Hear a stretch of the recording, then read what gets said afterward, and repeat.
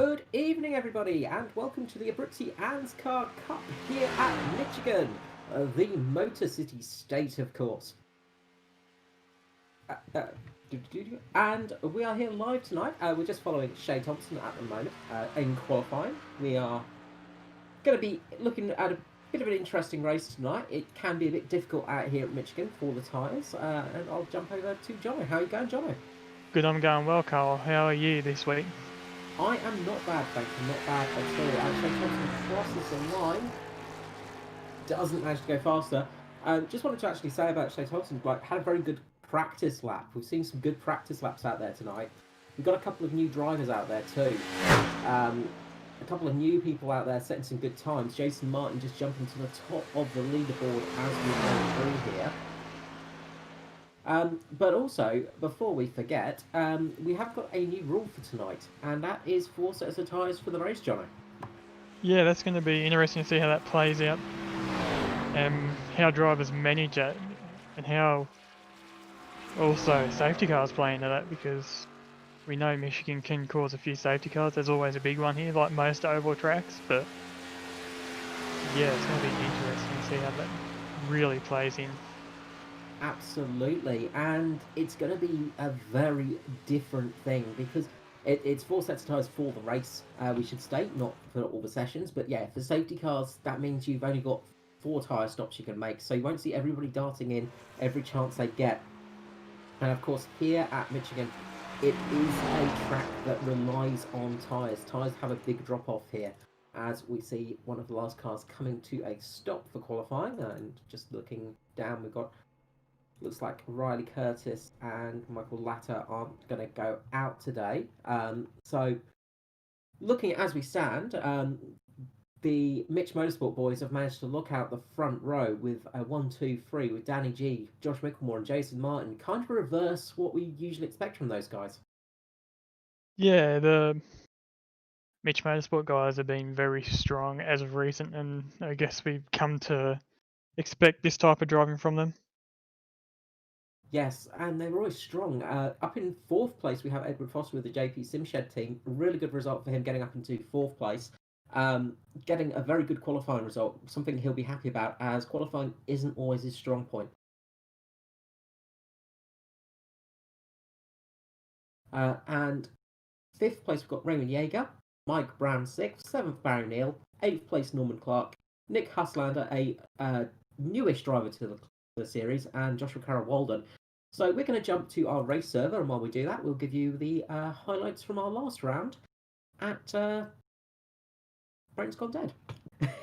Kansas, that's the one.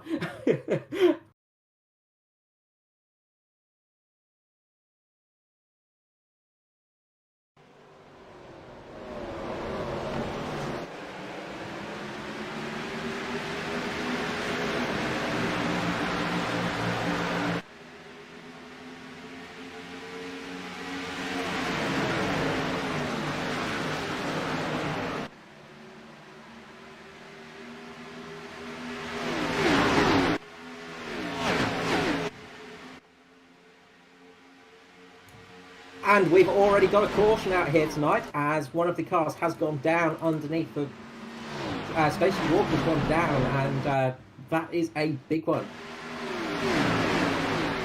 Yeah, we're going to go to recall. Yeah, it was just a big got incident, that one. Outside wall there, and I don't know if they were helped there at all or not, but some of the back guys had to really avoid it.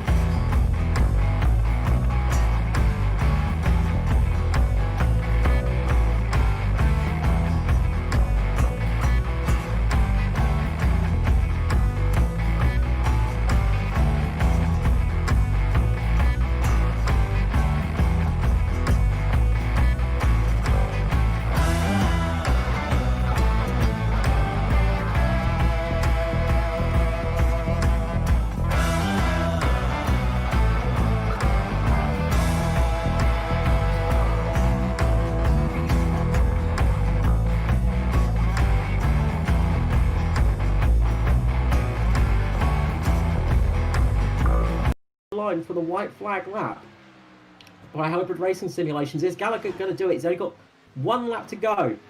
Not much here, but you can see them visibly catching him. It's down to 1.7 seconds now between Gallagher and Danny G. Could Gallagher pull out a fantastic win here as he goes into the final set of corners, into the tri-oval section, puts his foot back on the floor, turns the engine back on. Is there going to be enough fuel to get it to the line? It looks like it might do it. He's done it, and Danny G gets second place by the narrowest of margins, with Jason Martin in third. Norman Clark takes a fantastic fourth position as well for JP Simshed. Brilliant drive for Norman Clark. Shay Thompson manages to pip Josh Mickelmore to the post in fifth place. Sixth place we have Michael Skurlock, who is looking to be completely out of fuel. Stephen Williams crosses for 8th. Damage control for Edward Foster, who manages to get 9th place. Brilliant recovery drive for Foster, with Bradley Allison managing 10th in the end. But a brilliant win there for Hamish Gallagher.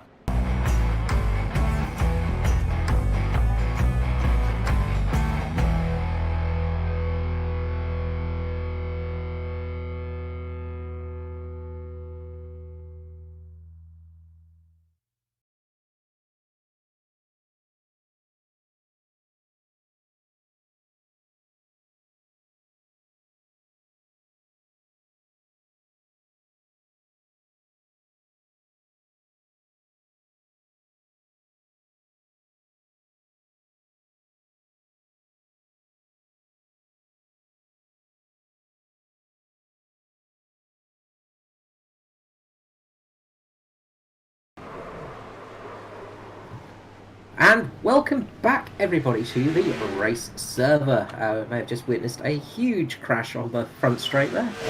Had a bit of a big one there for a moment, and that's one of the possibilities here at Michigan. It can be one of those tracks where a big one can happen, can't it? Yeah, and talking about crashes, we just recently got the new damage model, as we seen nicely showing in that clip for us. Yeah, absolutely. You can see the way the bodywork's flapping and bits aren't just falling off. The nose doesn't immediately fall off now, which is going to make a real change to how people react to damage, of course, because with the nose sticking on there, of course, if you've got damage to the cooling, it could possibly add to the cooling effects and cause more damage to things and make things worse for you as the race goes on, obviously. Yeah, it certainly can. If you bend your nose too much, it can block cooling, all types of things. Which is a interesting thing to see for sure, and it's nice to actually have those new damage models in finally, because it's been a long time coming for sure, hasn't it? It has been it's been a long time coming, but it's good to finally see it in now. Yeah, so we're back into practice just now, so everybody's just getting their warm-up in and getting ready to go. So as we saw in qualifying, as we expected, the Mitch Motorsport boys did lock out that front row, but it looks there are a few drivers that are definitely nipping at their heels, aren't there? Yeah, there's always, like we talked about, Edward Foster, he's there sitting 4th, so he's there for the JP Simshed guys tonight, and he's a quick driver, so he should give them a run for their money, hopefully, and give us a bit of a show tonight. Yeah, and as I say, qualifying's not always his strongest point. Getting up there is going to be very good for him. I'm sure he's going to be very happy about that one, because usually he sort of starts a little bit further down the grid, and that can cause trouble, especially at tracks like this, where obviously a big incident can happen. In other news, you've got news about Bradley Allison, if that's correct.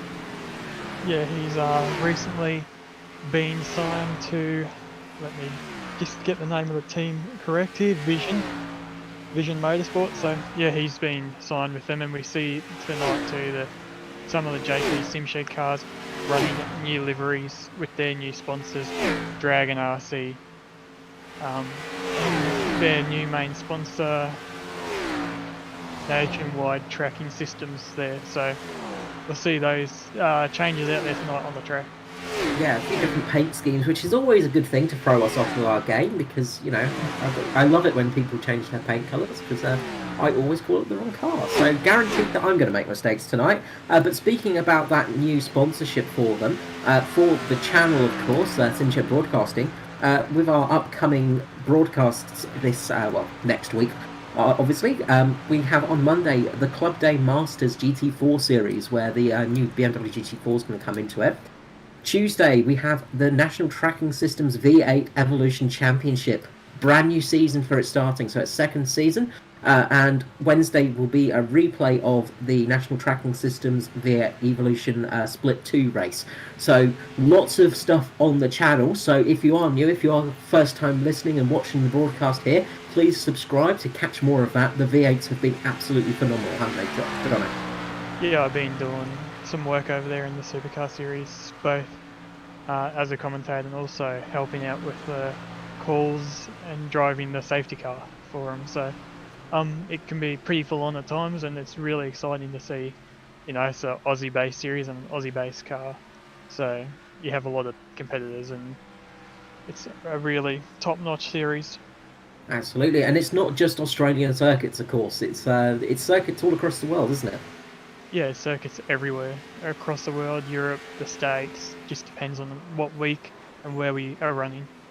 And it's kind of cool because it gives you an idea of just how fast those cars are. Because you see, the only real comparison that we have in the real world is, of course, Bathurst, where we get the GT racing at the 12 hours. That's sort of the most widespread, I would say, because there is, of course, the Australian GT Championship that we do have running and things like that. But you see the real difference of like the V8 to a GT car. GT cars are so much faster through the twisty turny bits across the top of the mountain. But when it comes to straight out speed, those V8s are absolutely dominant, aren't they? Yeah, they are, and I'm not sure you're an F1 fan. You'll probably be able to correct me on this if I got it wrong, but I believe a few years ago, going back probably mid-2000s, Lewis Hamilton did a lap around Bathurst. Was it Lewis or was it Schumacher? I can't remember. I think it was Button. Mr. Button, Yeah, there you go. I'm pretty sure it was Button. Yeah, it was in the McLaren, I think, off the top of my head. It's having to think there for a moment, but yes. Yeah, I actually, interestingly enough, with Formula One facts, as we come and finish the practice session, but I'm going to get this out of my system before we go on. I do own a tiny nut from his Australian Grand Prix winning car, which is one of my prized possessions, one of the little fuel nuts on his car. So just a random interesting thing that I own. Anyway, we're lining up for the start of the race, so let's go through the order. On the first row of the grid, we have Danny G and Josh Micklemore. Danny G getting a great qualifying session, out-qualifying his teammates. Second row, we have Jason Martin with Edward Foster. Third row, we have Mike Brown with Raymond Yeager. Fourth row, Barry Neal with Norman Clark. Fifth row, Nick Huslander with Josh Carroll Walden. Sixth row, Jackson Callow with Stacey Walker. Seventh row, Damon Stockton with Lachlan. Eighth row, Stephen Williams with Jason Hartigan. Ninth row, James Ribby with Amish Gallagher, last time's winner. Out there again, probably going to try his best to get another win under his belt. Ninth, we have Shea Thompson, who's very quick in practice with Mick Wilson. 10th row is Matt Hunter with Michael Skurlock. Bit far down for Skurlock for qualifying, I can see him down there. Danny Alden and Tristan Koch running in row 11. 12, we have Mirko Dortnack with Gareth Anderson. 13, we have Bradley Allison with Michael Schroeder. 14, Stephen Hoppett with Phil Otto. 15, Mark Johansson with Riley Curtis. And at the back of the grid is Michael Latter. So, yes, really good result for, obviously, the Mitch Motorsport boys, but a few cars that are usually not so high up the grid are up there tonight, which is good to see. Yeah, it's interesting to see who's all up there tonight, and who isn't. A few names that I didn't recognise there in your call-outs, Carl, so I believe we may have a new name or two in the race here tonight. A couple of new drivers, yeah, absolutely. Nick Huslander is from America, I believe, if I remember correctly. So some slightly different drivers out there tonight. As we're about to go green here for the actual race, so as we come off this corner, but just before we do, John, any prediction for tonight? Interesting. To ask me, Carl, I'm going to say Mitch Motorsport 1, 2, 3. I'm going to go with Jason Martin, and as the pace car comes in, we're going to shut up for the start of this race.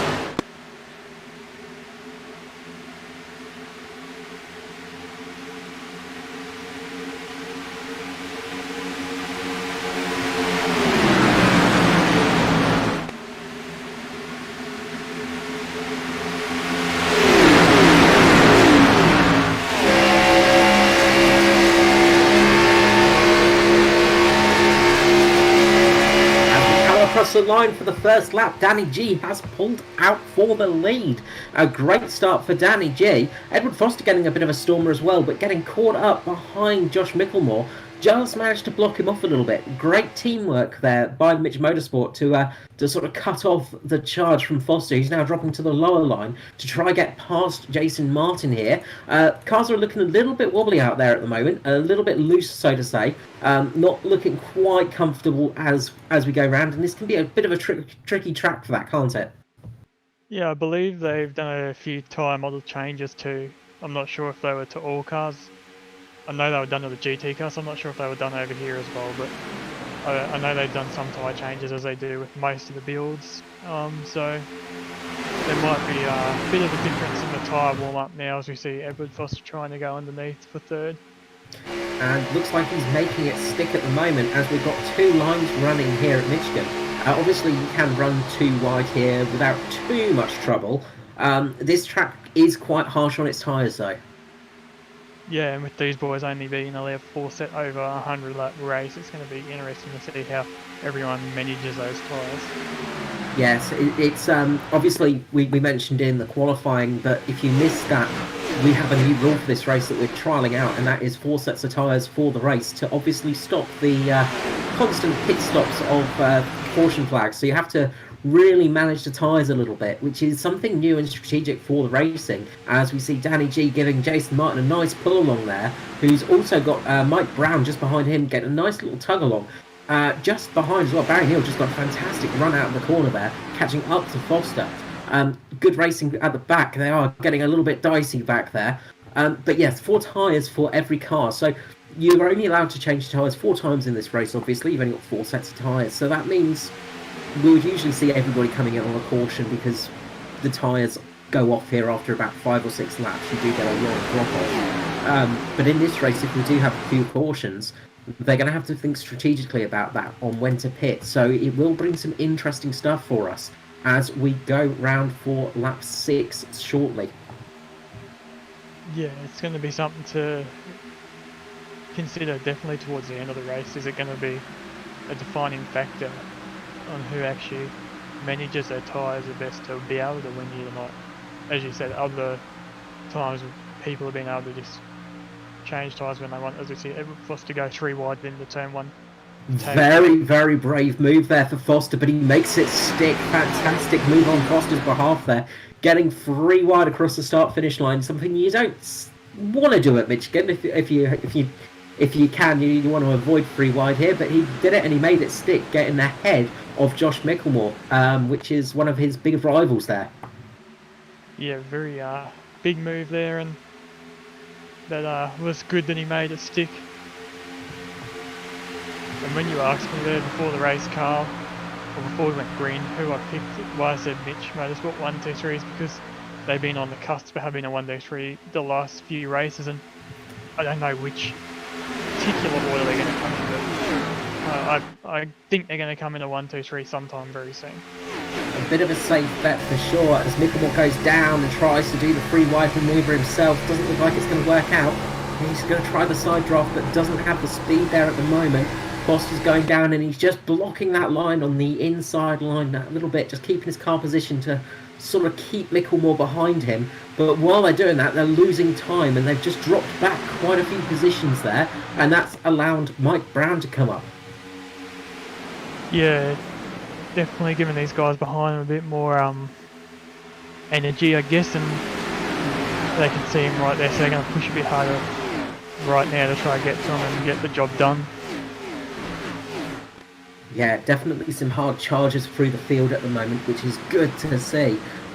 Just mentioning some hard charges, Stephen Williams has managed to get 7 places up from, managed to get up to P8. Really good job for Williams. Started 15th. Nick Holslander, there we go, I'll get it eventually, has also got up to the P5 as well. Good run by him, and he's charging the field at the moment, just getting past Micklemore. Really nice move there. A very bunched up field here at the moment. It is an edge of your seat field, isn't it? Because it's just, it looks like there could be a crash any moment as they are just that little bit loose out there as the tyres start to wear away, but they are starting to move into single file formation now. Of course, when you're running this close at these speeds, they're running, close to 300 kilometers per hour across the straights, things like that. It is very easy to make a small mistake, and that becomes a very large punishment for you. Yeah, that's gonna end your night if you even make the smallest mistake and end up in the wall here. It's not like a road course where you got area to pull off to the side of the road. It's straight into the wall. Straight into a safer barrier, and then usually straight into the inside wall. It's not a very fun experience. But speaking of road courses, this is the final oval for a couple of races, because next time out we're at Sonoma, and that's going to be a completely different bucket of fish. I'm just glad I'm not racing. I know a few people that have said they would rather join us up in the commentary booth than race there. So you never know, we might have a special guest commentator next time out. Yeah, road courses are not fun in these things. Big horsepower to the rear wheels in a heavy tank is not fun. No, and that's it. It's a very difficult car to drive on a road course. These cars obviously favour ovals, and they're designed for that. And when you take one of them out on a road course, they really do start to struggle. And you do notice that weight difference, and they're a little bit whaley sometimes. Yeah, talking about driving international drivers on Australian road courses like we were before, I believe we've had NASCAR twice now at the Gold Coast. Like, we've had drivers there. I think Ambrose drove once there, and we had one of the American drivers drive there too. Yeah, the Gold Coast, of course, used to be the Indy series and Champ Car back in the days, back long ago when I used to work for a certain team that begins with P and ends with Ensky. But of course, the Gold Coast race was a big favourite of the Yanks. They really loved that track. And a lot of American drivers have driven it over the years and do like, if they can, to get a bit of a celebrity drive in the V8s, they try their best for it.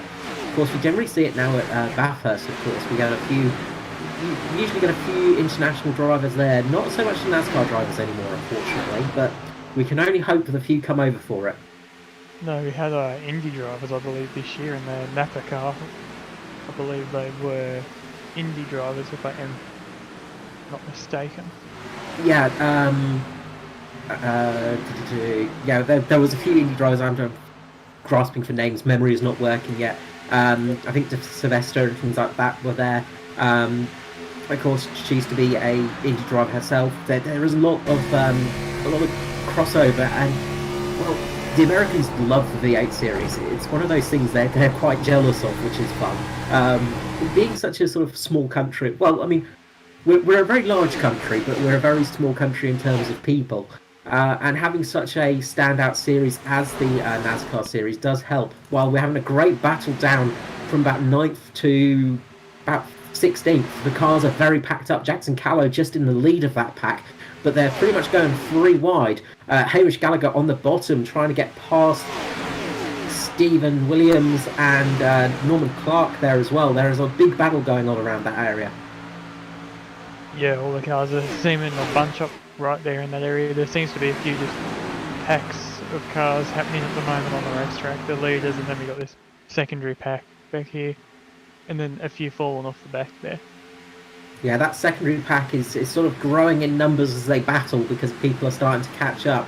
Matt Hunter as well battling away in there in a nice bright yellow car, easy to spot, as we get Stephen Williams coming up high. Phil Otto coming up high and getting a little bit loose there. So yeah, quite a few drivers in that area, just very, very close together, and it's very easy to make a mistake in a place like this. Yeah, it's any oval racing is easy to make a mistake in. But these guys are more running the 2-car line at the moment, or a bit of a chop and a change here and there, and those front drivers are mainly sitting in that 1 line at the moment. Yeah, the front has definitely settled down now, as they all just sit in a single line ant formation as they go along there. And obviously not a bad thing to do because it will help fuel numbers, and you're not going to be working the tyres quite as hard when you're chopping and changing different lines. Of course, that can affect those tyres a little bit more, and you do get a lot of drop off on that right front tyre here as well. It does not like these corners. It's basically getting dragged through them corners, I guess, would be the correct term, Carl, would it not? Yes, pretty much dragged and scraped through the corners. Jackson Callow just catching the fence a little bit on that last lap, just noticed. A little bit of a bump into the fence, nothing major, but not what you want to do. That's going to unsettle the car a little bit and can cause a little bit of damage in there as well. Yeah, it can cause a bit of damage, especially with this new damage model. I believe you can tweak the steering a little bit. Yeah, it's of course not given it a good tryout yet. Oh wow, we've got a car around at the back.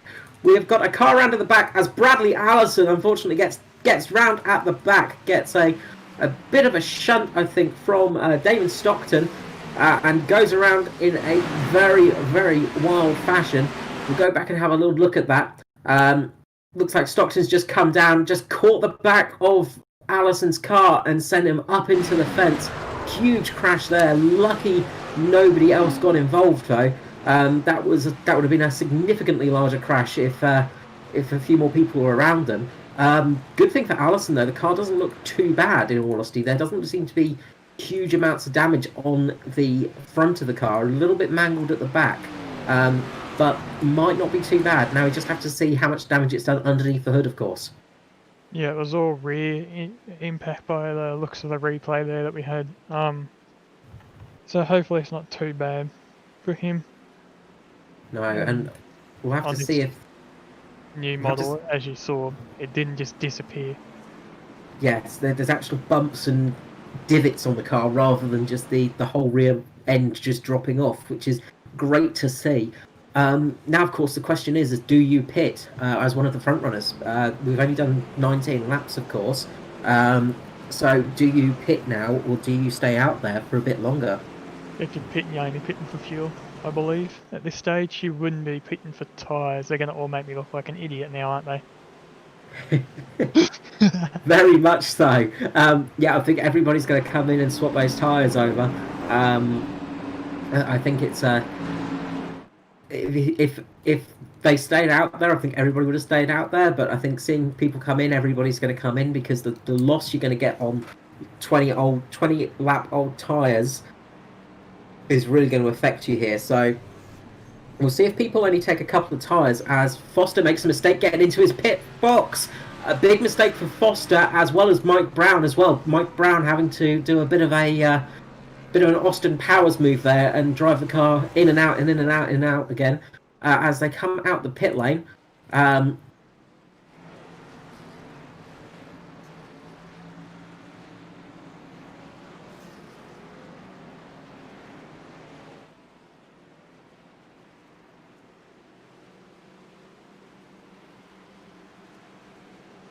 Yeah, so some good times for the front runners, as you can see on the display there. Obviously, Foster dropping back quite a lot there because of that mistake in the pit box, as well as Mike Brown. A couple of people gaining a few positions out of that as well. Yeah, we saw a great stop by Jason Martin there. Yeah, Martin having a fantastic stop, and it's good to see for Martin because, of course, that was always his Achilles heel, was pit stops. We saw in previous rounds of the series, Martin losing out because of pit stops going wrong for him. So it's good to see that he has managed to. He's obviously been working on that very hard, and he's managed to improve it. Another thing that's going to be interesting actually for Sonoma, just speaking of Jason Martin, he's been working very hard on his road series, on road racing. So it's going to be interesting to see how he does because again, road courses were one of his weak points. So he has worked hard, but don't expect to see him too far up when we go back to the road racing. Yeah, it'll be interesting to see because some drivers just can't drive at road courses. It's one of those things, being an oval driver, you're used to turning only left. Well, that's the thing. It's not to say a lot of them drive sort of road courses, but different series like GT3, GT4, different cars there, and those cars tend to be a lot better. Interestingly, actually, Bradley Allison stayed out after all of that. He's actually just stuck out there and has taken the lead because of that. So Bradley Allison taking a bit of a gamble out here. He's going to stay out on those old tyres, so we're going to see how the damage affects him, but also how much those tyres are going to affect him, as well as the pace car's going to come in on this lap. But yeah, we do see a lot of drivers that tend to sort of favour road courses over ovals, and some that favour ovals over road courses, especially in these NASCARs. As I think Bradley Allison's coming into pit with the pace car, so he stayed out there just to pick up a couple of laps on the ticket. But we go back to green, and Danny G leads away.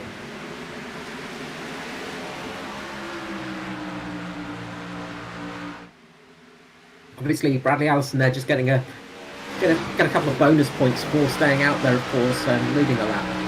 So it looks like that was his plan there, because he's going to lose a lap or so coming into the pit lane now.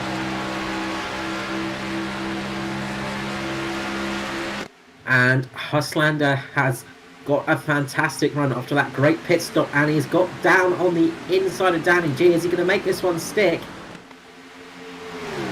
Looks like he might do it. He's got good position at the moment, but Danny G might get a better drive off the corner, having that higher line. It's going to be neck and neck as they come across the start-finish line here. Holzlander's got a good position to go into the first corner. He's going to get a better drive into the corner. Danny G will probably get a better drive out of the corner. If he can manage to slot himself up in front of Danny G here, it could be perfect for him. He's still not quite ahead of Danny G yet. Danny G's got that outside line, still going to have a better run off the corner. Faster out of the corner onto the straight, of course. But Holzlander's going to be faster into the corner. So he just needs to get ahead of Danny G in this corner and slot up in front of him to keep that position sticking there. Looks like he may get him here, but Danny G's also got his teammate right there behind him. Yeah, with Jason Martin there pushing him along, as well as Josh Micklemore behind him. All three of those Mitch Motorsport cars again working in unison, doing a great job. Another guy that's managed to get a good couple of positions. Fantastic move by Holzlander there, getting up in front of Danny G. Now Danny G is going to go to the inside line, get a push from his teammates, and this could really hurt Holzlander here, as he's not going to be able to slide down, and he gets just a little bit of contact with Danny G there. He manages to save that car. That was a very, very big crash that was saved by some very skilled driving by Holzlander there. Just a tap on the back of Danny G's car. You can see the damage on Holzlander's car, because the front has crumpled a little bit, and that's going to affect the aerodynamics of that car as well. Yeah, I don't know who moved up and who moved down there, but we had it coming together.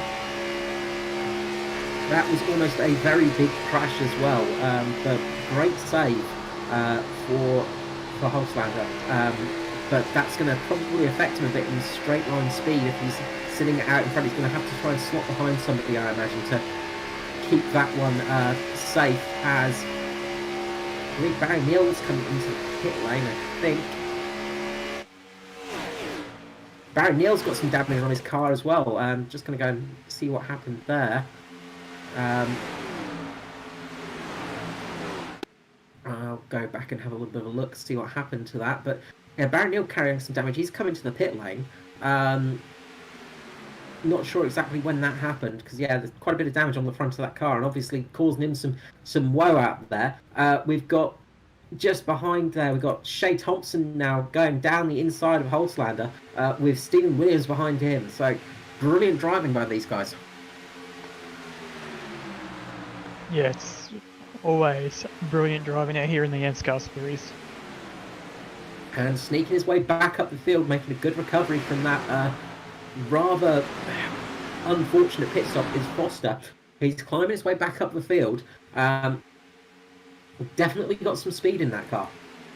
Yeah, and he had the frustration going under the helmet too at the moment, which is probably fueling him on at the moment a little bit too. Yes, of course, that's one of the things is you got to try and keep cool when you're driving. When things go wrong, sometimes you can get very annoyed, and it's very easy to get a little bit too angry.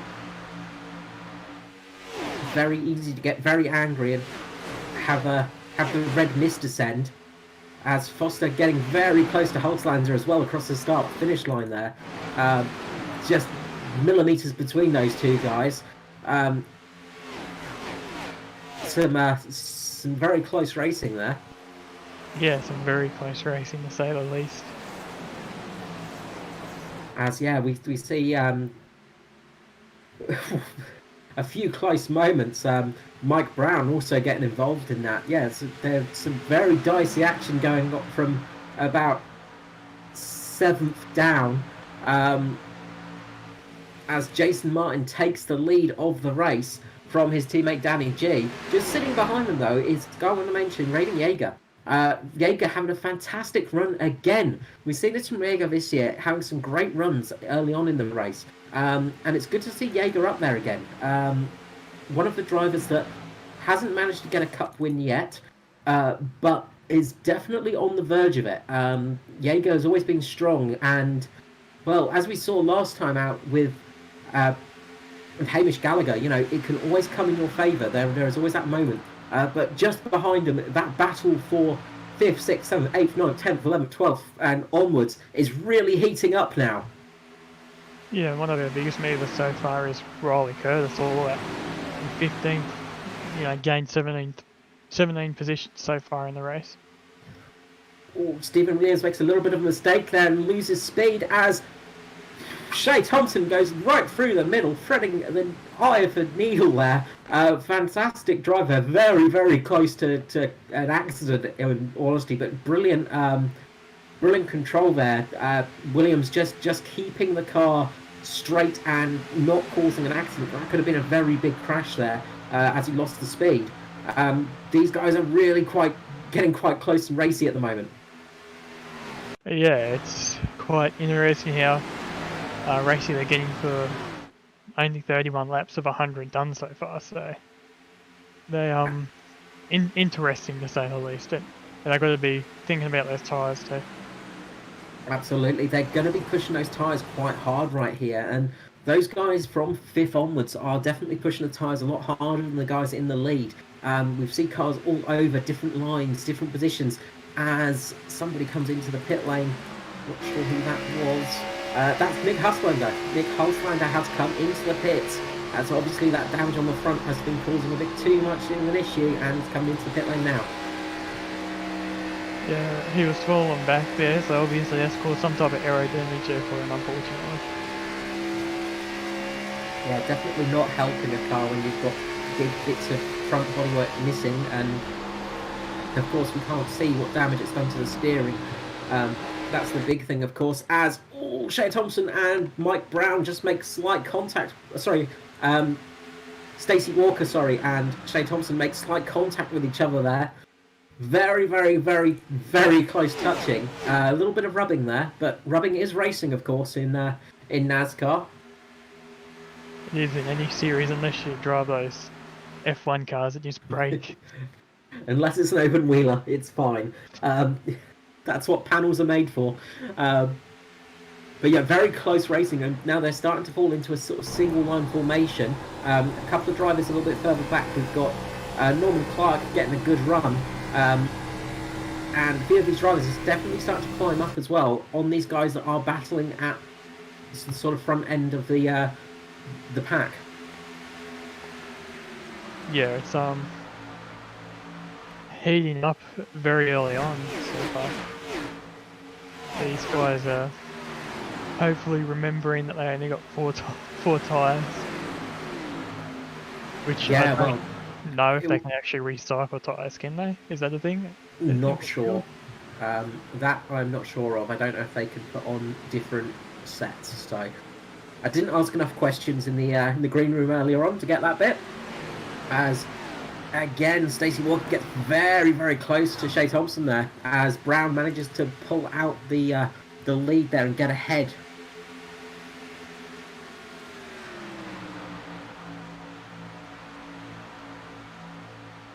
get ahead of those cars.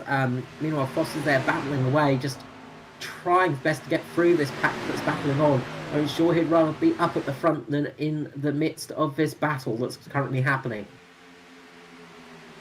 Yeah, he's unfortunate about his pit stop there. I thought he was in his box until I saw him move again, and I was like, whoops. He went in a little bit too steep in the angle, and yeah, he had to reverse a little bit to be able to get the car to go back out again. So he might have locked a wheel or something coming into the pit stop.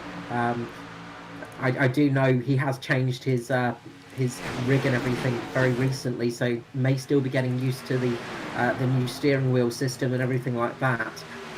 But yeah, at the moment we're getting some good racing from that sort of sixth downwards. Up the front is pretty much the same as it was before. Jason Martin, Danny G, Josh Micklemore, and Raymond Yeager just sticking on the back there, holding on nicely there, Yeager, just sitting there waiting to pounce. Yeah, he's just waiting for a mistake or something to happen and just to pounce on that opportunity, and he's also probably just happy to be up there and not battling with other people.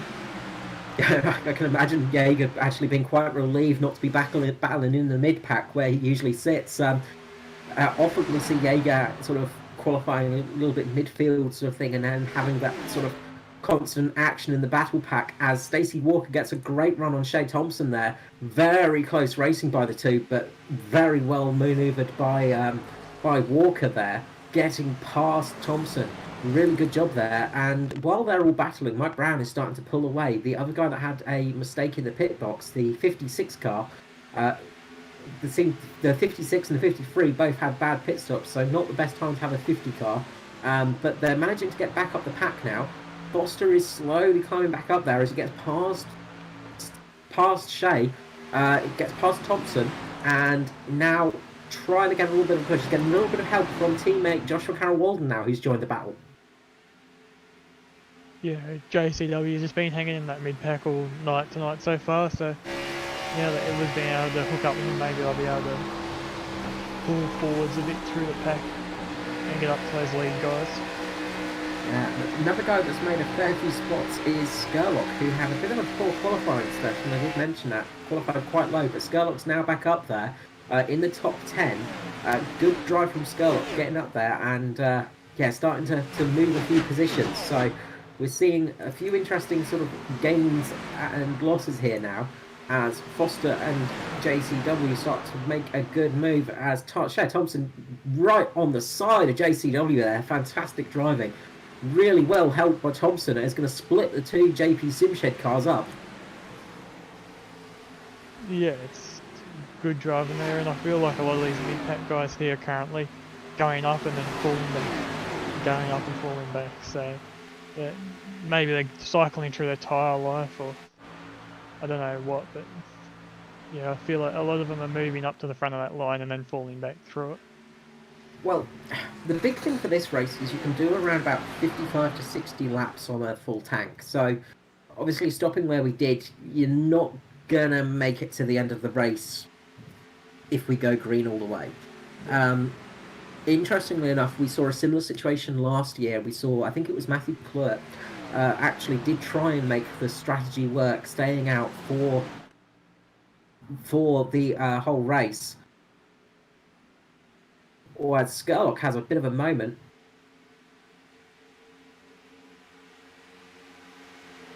But we did see Clerk last year trying his best. Schroeder. Schroeder having a bit of a save there. Too many Michaels in there. With Schroeder going fully sideways, manages to save it somehow. Great save. But we did see Clerk last year doing a bit of a Hamish Gallagher, as we saw last time out, and managing to get the fuel to the end of the race, but he ran out on the final lap and then started to lose positions very, very quickly. So we could see a couple of people try and gamble and possibly try their best to stay out, but they're not going to make it to the end, but they'll probably stay out as long as they can, just in case of a caution. Yeah, it's interesting call. How they're going to call it, how they're going to play it out here tonight. If we got a caution now, we might see people trying to the end of the race from here. So anytime onwards now is really when you sort of get the pit window opening up to get to the end of the race, really. Um, but we'll obviously have to see how that goes. Just at the front now, there's a gap formed between all of the drivers. They're no longer sitting nose to tail. There's a good half second between each of the drivers now as we go down to fourth place with Raymond Jaeger. So they've all fallen about half a second off of each other, so big gaps between them. And we're seeing a similar thing mid-pack from Mike Brown, Foster, Walker, down to Shea Thompson, who's still having a bit of a battle as Hamish Gallagher, of course, the aforementioned Hamish Gallagher comes up and starts battling there with Michael Skurlock and JCW. Yeah, it's must be tyres starting to get to their flatter point at this point in time, like the tyre curvature is flattening out. Yeah, the drop-off becomes quite sudden when it happens here. It's sort of, you feel like the car's going okay for a while, and then all of a sudden it's just, you have to lift a lot more through those corners, and it just doesn't feel quite as good. And you really do notice that when it happens. But Gallagher's been sort of holding off as they get very close coming through turn 2 as they touch. Thompson and Gallagher do touch, but it's just the mildest of contact there. Very, very, very close racing. They just swap a little bit of paint as they go through the corner. Both drivers keeping it well. But we are getting very close here as they come across the tribal-ish section again. Thompson and Gallagher battling for those positions side by side. You can't really get closer than this, can you? No, unless you're at Talladega or Daytona, you can't get much closer than this. No, you don't really want to get much closer than this anyway. It's a very, very daunting position to be in when you're that close to a car, especially if you're on the outside line, because you've then got a wall next to you as well, and it can be quite a scary thing when you're racing and you're sort of trying to keep your distance between the wall and the car inside of you, and there's only a couple of millimetres between it. Yeah, it's always nice to be on the inside. And Gallagher has made that move stick, but now Skurlock is coming down the inside with the help of JCW as Gallagher goes down to cover off Skurlock, who gets a little bit of a slide through the corner, manages to keep the car going though, keep it going straight. Thompson goes into the wall, gets a bit of a bang in the wall on that right hand side, a little bit of damage there. Skurlock doing a fantastic drift job through that corner. Managing to keep speed in it as well, but that's not going to do the tyres very good. Nice. Sliding isn't the fastest way around here, and it's not the greatest way on the tyres. It's not, as Stacey Walker just loses a few positions as well. Stacey Walker just losing it through 3 and 4, just going up. Just a lot of understeer there. Loses a lot of speed and then falls back in the pack, just managing not to make contact with the wall, but Gallagher did well to actually avoid contact there as the closing speed was extremely fast. Yeah, these cars can have a big difference in speed, especially from someone who's a pack that's drafting and someone that's an individual. You get closed on very quickly. You do, and back to the front now. As Jason Martin has got his teammate Danny G behind him, and those two have started getting closer and closer as we've been going along. It's one of those hard things to call which race to watch. Obviously, the front is it's not too close together now, but Danny G did have a bit of a run on them. Mainly just mentioning the leaders now, just so we don't forget about them. But Martin definitely seems to have this one in his pocket at the moment. Mike Brown doing a good job on recovery, slowly trying to get closer and closer to Jaeger. Foster behind him as well. They've managed to break away from that battle pack from 7th onwards as Skurlock gets a good run on Gallagher now. And Skurlock's going to make that one stick. He got a fantastic run down the inside line, and JCW looks to follow as well as they go around the lap car of Nick Holzlander as well. So Holzlander's back in the race a little bit further down. Obviously lost 5 laps from that repair job, but coming back up there. Yeah, and he's looking to make some positions. By the looks of it, he's being racy. He's not giving up the spot easy, which is something that's a little different in oval racing compared to road racing. You don't have to give up the position if you're a lap car. You can No still blue race for it. flags. It's how it should be. No blue flags. I'm a big hater of blue flags, unless they work in my favour, of course. But it's it's a skill to get around that traffic, because obviously you don't have to give up that spot. If you're faster than the car in front of you, you can overtake them. There's no problem there, and that's something we do see when you do go oval racing. If you are on a slightly different strategy as well, you will see people being a lap down or 2 laps down, unlapping themselves. And sometimes you might be in last position, but you might have the fastest car out there and have to race the leaders, and that can be a daunting position to be in, especially when you are the leader. Just at the front again, though, Danny G getting another good look at Jason Martin. Yeah. Danny G would be saving a bit there, sitting in the draft, but not too much.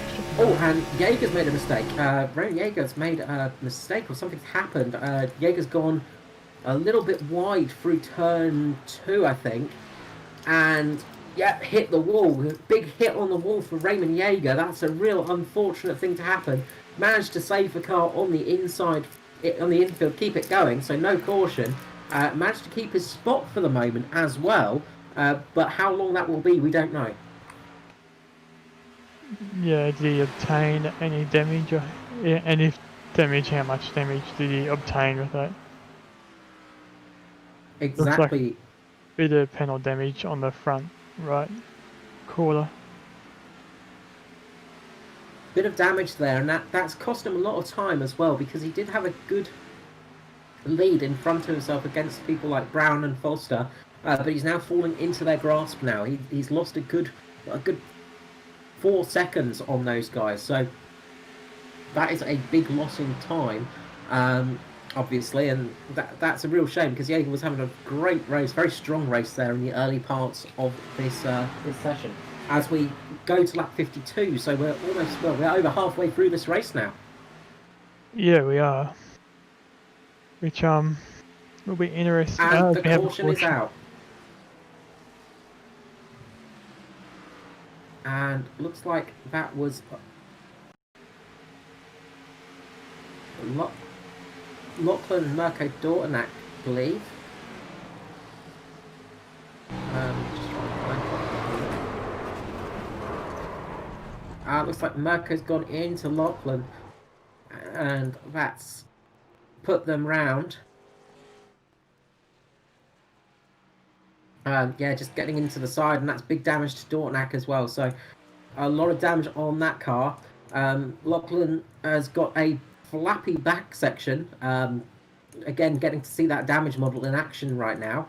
You can see right on the back of his car, the panel is just flying around. So good to see the damage physics. Not good to see Lachlan in trouble, though. No, it's never good to see a driver in trouble.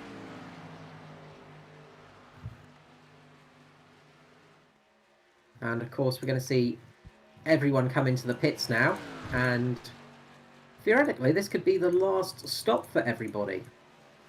You reckon some 100-mile tape will fix it up real quick, Carl? Just stick it back on or rip it off? Rip it off. That's probably your best bet. Not sure what the iRacing mechanics would do in these situations, though.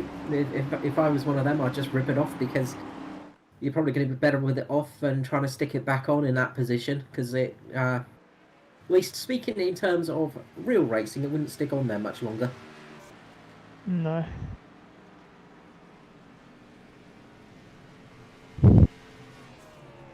So we're back in the pits again, and looks like Foster's hit his marks this time. Everybody seems to have stopped on the right spot. Battle off pit lane will happen soon as they get in those final tyres stuck on there. Who's going to be the first to get out pit lane? Looks like it might be Danny G, and he does it. Great job for Danny G there. Foster getting a really good stop as well, getting past Micklemore, who's lost a few positions.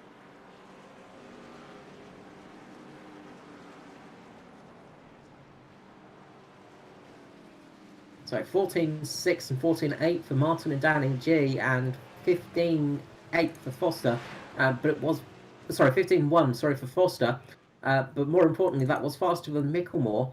It's also allowed his teammate Joshua Carroll in the JP Simshed car to get ahead of Micklemore too. So a great stop for the JP Simshed pit crew there. Obviously, they're getting paid well tonight, so they must be working their best. But a good stop for them, and that's put them up in some good positioning. Yeah, it looks like Micklemore had about a 17-second stop, I believe, there. So I don't know what went on there, but maybe he had some damage that he needed fixed. A couple of panels beaten out or something like that. But yeah, that definitely did not help him too much.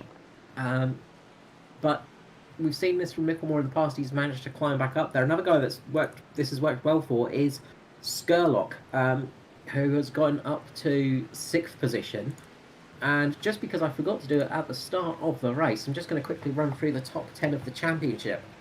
So while we've got this caution flag out, I might as well use it to our advantage. So up in first place in the championship with a 9... sorry, where am I? That's my point lead.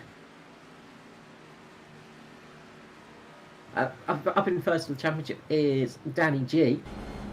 Second in the championship is Edward Foster, a 27-point lead for Danny G at the moment. Third is Michael Skurlock. Fourth, Josh Micklemore. Fifth, Hamish Gallagher. After that win has driven him up the championship quite well. Sixth is Jason Martin. Surprising to see him down so low, but he's been having he had a very off start to the season. Seventh place is Norman Clark, who's had a very strong season, very good finishing for him. Eighth is James Robbie. Ninth is Jason Hartigan, and then 10th place is Matthew Cluett. So a few drivers up there we've seen have some very strong results, such as Hartigan and of course Gallagher and Micklemore with those wins. Skurlock, of course, the first driver with 2 wins, and he's sitting down in third at the moment. The only other driver with double wins in that sort of top 10 is Jason Martin. So, not many of the guys getting double wins at the moment. Obviously, all the Mitch Motorsport boys have managed to get a win this season now. The only driver in the sort of top 5, as we go back to green, is Foster. He's going to want to try and get that win under his belt, and he's sitting in a good position for it right now. Yeah, as Danny G gets a really good jump there, and Jason looks to the outside of Edward at the moment. Yes, Martin, he's just losing out a little bit as he stops behind us. Josh Micklemore gets a great start as well. Managed to get past Joshua Carroll as well, so brilliant restart for Micklemore. Foster as well getting a strong restart as he goes down below Danny G, who might be getting the lead here. We'll soon see as they get very close from back wheel to front wheel. It looks like Foster may have it here. Of course, Danny G's going to get a better drive off the line going down the straight, having that slightly better exit speed. Foster's going to get a better entry speed as they go into the first couple of corners again. Yeah, we're just trying to push Danny up the track there and use that side air to upset the car. Absolutely, trying your best to put your enemy at the disadvantage. But it looks like Danny G's got the speed at the moment. He's definitely managed to pull out another caution. And I believe it was we had Mick Wilson involved in that, as well as Danny Albin, I think. Just going back to look at that one. Yep, Danny Albin just gets loose going through turn 2, spins the car around, and manages to pretty much hold it. There's a couple of people that got disrupted by that, but no big crash. Danny Albin, only his second race in the Cup Series, had a brilliant start last time out. Not quite as good as his debut last time out, but still doing well out there. But possibly a little bit of inexperience there causing that crash. Yeah, most definitely. And he's got quite a bit of damage on the front as well. And getting a look at that car, you'll see the new damage model in action, as well as the front section of the car. It's probably not the best advertisement, as it's currently sort of flapping up underneath the hood, but you can see it's still attached, and that would be causing some issues for the cooling, I imagine. So he's probably going to have to pit for that one because that will cause some serious damage to the cooling. Now, question is do you pit now for a top up of fuel, or do you stay out? Well, we're seeing some people going, some people play the trick. We've got everybody sort of from 7th down, sort of trying to take that. Hamish Gallagher stayed out, Stephen Williams, Norman Clark stayed out, but Jason Hartigan and a couple of other guys did go in just to top up those fuel tanks, I imagine. They're not going to probably go for new tyres, but definitely get some fuel in there.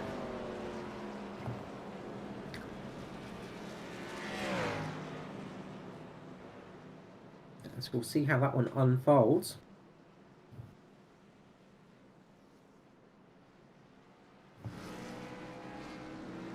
As a few of them do take some tyres, a few of them just keep the fuel. So we'll see how that one unfolds, because obviously those fresh tyres will be slightly better than the tyres everybody else is on, although they've not had too much of a stint on those new tyres. You've only had like 3 laps of actual racing, I believe, on those tyres. Yeah, about 3 laps of actual racing, so about 6 laps in total. So not going to be too much of an advantage from those tyres, but it might be a key ingredient to getting to the end of this race, of course. You might find that all the drivers up in front of us need to stop again, while as those guys could stay out. And if we remain green, that could be a very tricky one.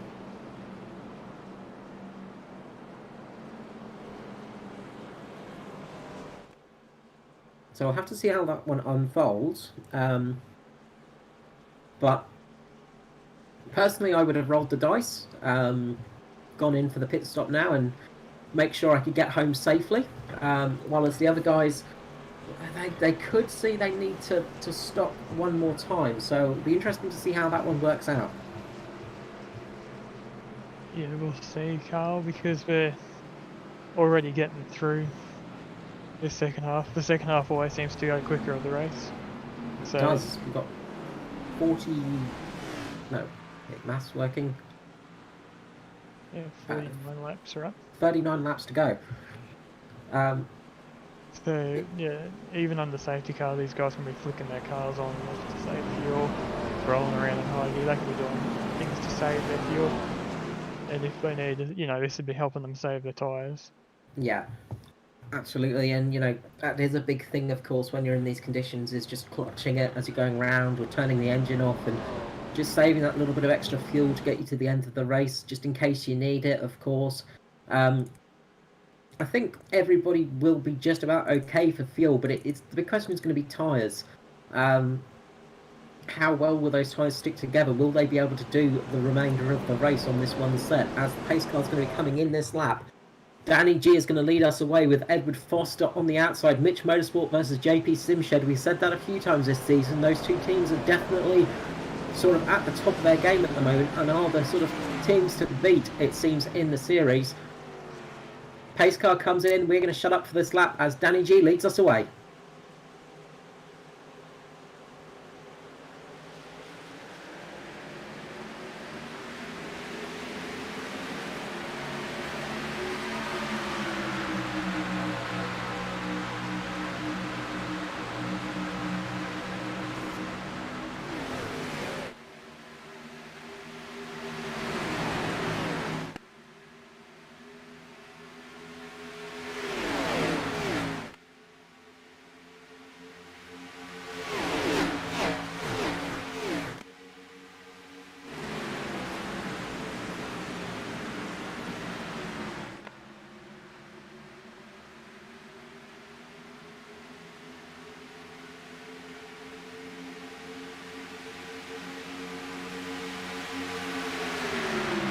And as we cross the line for the 63rd time, Foster manages to lead, but Danny G is back on him. Foster managed to get 1 lap led though, so that's going to be a point for him. But Danny G is back out there. Great driving by these two. Very close, very fast driving. They're right on it at the moment. Yeah, we see we saw it got a bit hung up on the outside there, right at the beginning of the restart, but then he covered off a lot of the drivers there and had a good run down the backstretch. managed to get the car back under and sort of just get that little bit of extra drive. And now he's getting the push from Danny G's teammate in the form of Josh Micklemore, who's sitting right behind Foster, and that's just helping him actually get ahead of his Micklemore's teammate. And it looks like he's almost made that move stick. He just needs to get a little bit further. And they're so close. You can see that Foster just wants to slide out in front of Danny G, but he just doesn't have the speed to do it. Danny G just gets that better drive off the corner once more, and Foster's left on the inside. He needs to be able to get just ahead of Danny G to slide up on in front of him to get that position and get that lead secured for himself.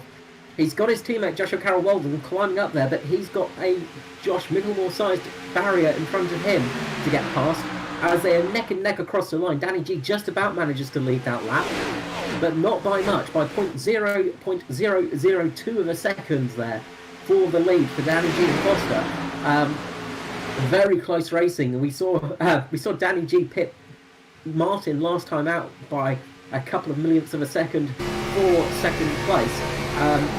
Now Foster's got the aid of his teammate on that lower line as Joshua Carroll Walden comes up behind him, gives him that little bit of push that he needs. Foster's having to come a little bit higher in the line though, just so he doesn't scrub his tyres too much. Will he be able to get down there to get some help? As now we've got Martin going down. Martin is taking that position from Foster on the inside line. And it looks like Martin might have got the position made. Martin has done it. He's managed to get in front of Foster. Yeah, a lot of chopping and changing here for these guys up front at the moment. As we see now, Micklemore moved down behind Jason. Yeah, they are working as a team, trying their best to... It's a bit like Tetris almost at, 300 kilometers per hour. As you're chopping and changing positions, trying to get the right sized car to fit in the right sized slot here. But Danny G is doing a fantastic job of absorbing the pressure and the lead at the moment. Yeah, he's doing well, and he wouldn't mind seeing these guys behind him battle at the moment. Of course, those guys behind him battling means he's got a chance to pull away. As Josh Micklemore thinks about going 3 wide, but thinks better of it for the moment. Mike Brown, on the other hand, is trying his best as well, and he's got a good run now.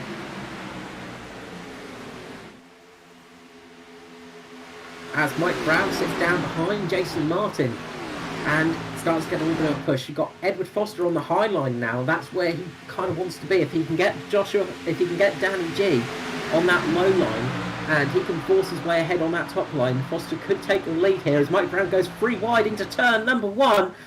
Down on the inside line in front of Martin. Brilliant driving as Joshua Carroll Walden gets hung up on the outside line. Will he be able to get back down there? We're not too sure. Side by side for 5th and 6th at the moment. It's some serious action there. There's very close racing in the top 5 at the moment. It's a bit hard to know where to look, isn't it? Yeah, it is at the moment. The trial optimist ended the action as it goes on as Mike Brown gets a good run in Foster now. Will Foster try and use Mike Brown to help him push a bit forward past Danny J. Brown and Foster, of course, both had 4 pit stops on that first caution period, and they've managed to work their way back up to the front here. So brilliant recovery drives for them.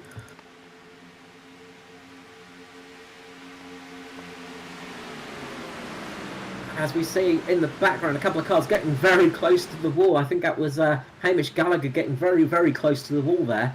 But they're starting to fall into that single file formation once more. Foster's just going to sit there, just ease off a little bit, wait and see what he can do.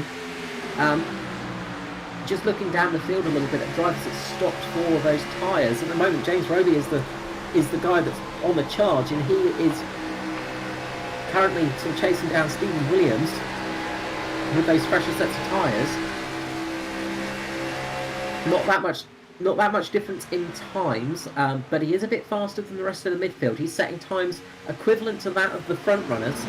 So those fresher tyres are definitely helping out as we see Mike Brown get 2nd place, Foster getting pushed out wide, and Josh Micklemore looking like he was going to try it. Danny G having to make a big move down on the inside to stop Mike Brown getting past. Doesn't succeed. Mike Brown manages to get that inside line held with Jason Martin behind him, getting a good push from Danny G's teammate. Will Brown manage to keep the position now? Of course, we've seen that top line have better drive out of the corner all night long, but it looks like Brown might have got a better drive off this corner as he comes up in front of Danny G. Will he be able to make it stick? And Brown has managed to make it stick at the moment as Jason Martin now sits on the inside of his teammate. Foster looks to go 3 wide, but there is not enough room to fit a car in there. He tries his best. Now he might have a chance. He's going to try it. He's sitting just behind Danny G as Josh Micklemore comes down on the inside. You've got Brown, Martin, Micklemore on the inside. No, Brown is on the outside line again. Yeah, that was a very quick movement of the wheel there by Danny G. It was nearly a bit too quick. He was lucky to get away with that one for sure. It takes a lot of skill to be able to move the car that quickly at these speeds, because you can find if you do that, you can snap oversteer, and all of a sudden the back end is your front end, and your front end is your back end. It can become very quick to happen. But in the matter of a couple of laps, Foster's gone from fighting for 2nd place to fighting for 5th place. Mike Brown is in the lead. Yeah, Foster burned through his stuff too quickly, too early on. As we do see a big cloud cover over the track these last few laps too, so maybe there's some type of tyre temperature going on there that isn't working for him. Yeah, it's with some fantastic action there. That was very, very fun. Now Skurlock is starting to catch up, along with James Robbie, and as I said, James Robbie is the one that has those fresh tyres on as well. And you can see he's got a little bit better drive through those corners as he comes up behind Skurlock. He's currently sitting on the back of Micklemore. Yeah. So we're going to see how much those tyres actually help out Roby there, because his car is he's definitely got a bit more speed on these other guys. Just seems a little bit more comfortable to be able to put the car down a little bit. Not that much difference in tyre life, but definitely helping out that little bit on those fresher tyres. As he's currently sitting behind his teammate in Michael Skurlock, who's battling with Josh Micklemore. Micklemore fell down through the pack there a fair bit, hasn't he? Unfortunately. He has. He's lost a couple of positions, and a little bit of that was to do with a bit of a poor pit stop, of course, but also Mike Brown and Foster just having some incredible pace as well. They've just managed to really force their way in front of Micklemore. Just some absolute great driving by these guys. Yeah, really great driving out here tonight by a whole bunch of them, as we've seen. Yeah, if we had to choose a driver of the night right now, I don't think I could do it. There's so many good drives out there. As we see Robbie going down on the inside again, he's getting past Skurlock now. Meanwhile, Stephen Williams is also carrying along there. He's managing to get past Skurlock as well. Stephen Williams just holding back a little bit.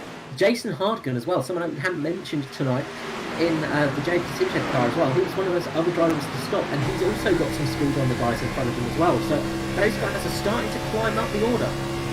Yeah, I've been watching him on the timing chart here slowly make his way up, because he's been, the JPC guys have been a little